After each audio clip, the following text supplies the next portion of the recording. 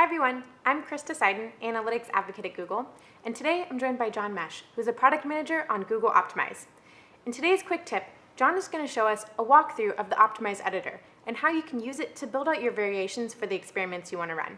With that, I'll go ahead and turn it over to John. Great, thanks Krista.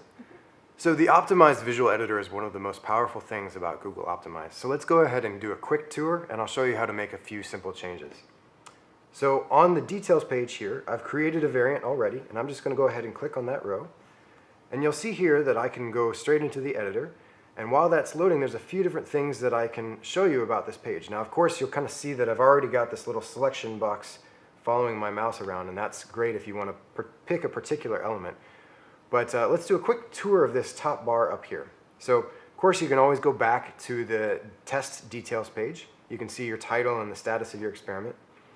This box here lets you choose or select from different variants. You can also make a new variant, and you can do things like renaming that variant or making a copy there. This selector here is our mobile emulation. So this lets you do things like look at what this experience would appear as on, say, a Nexus 5X. And that changes the screen size. It also changes the user agent to make sure that you're knowing exactly what those users are going to see when they come to your experiment. There's a change list here, and I'll show you what comes in that in just a minute after we've made some changes. This is here a diagnostics tool. So this lets you check and see if there's anything wrong about your variant before you run your test to make sure that you're doing your best job of getting that to be as high fidelity as possible.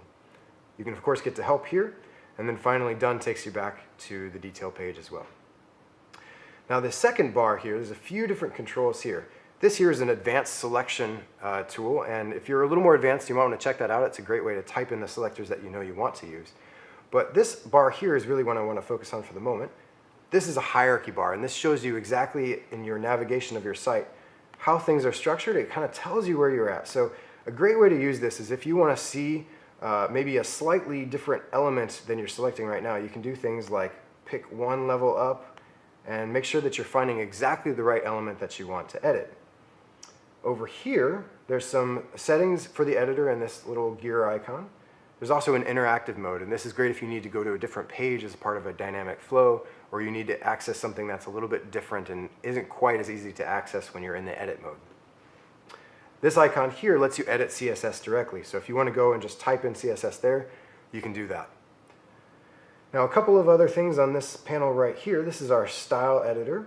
And there's a lot of different properties in here. This is things like text size and background colors, borders, etc. That's also where you can change things like an image HTML reference if you need to swap out an image or something like that. But let's go ahead and make a couple of changes to some elements here. So the first thing I'm going to do is change this text. So I've selected that, and I'm actually going to right-click on that, and that gives me access to a few of those changes. So let's edit this text here. I'll just say slow down a bit. And that's pretty easy. The next thing I'm going to try here is, it feels like maybe there's a little too much space here. So I can do things like I can resize that if I want, or maybe I just decide to get rid of it altogether. I can just remove that element, no problem. This button, let's take a look at that. So I want to try a slightly different text size. That's a little bit cramped. Maybe a little bit bigger text might do a better job, so I can change that font size, no problem. I'm also going to change the background color. My designer is not going to like this too much, but I think we're going to go for a bright pink here. Alright, so there's that. We can also do a few other things. So if I want to go and do a little bit of drag and drop reordering, I can do that pretty easily and swap those products around, make sure I'm focusing on the products that I want my users to see. And then finally, there's some more advanced functionality here as well. So if I click on a particular element and right-click, you can also see that I can do things like editing raw HTML. I can also add a JavaScript function that I want to run right when that element loads, and a few other things. The final thing I'll show you on this particular page is these controls right here. So if I want to undo any of those changes, maybe I decide that I really don't want that button to be pink, I can find the right place in my flow to make sure that I'm undoing the changes that I don't want and just keeping the ones that I do.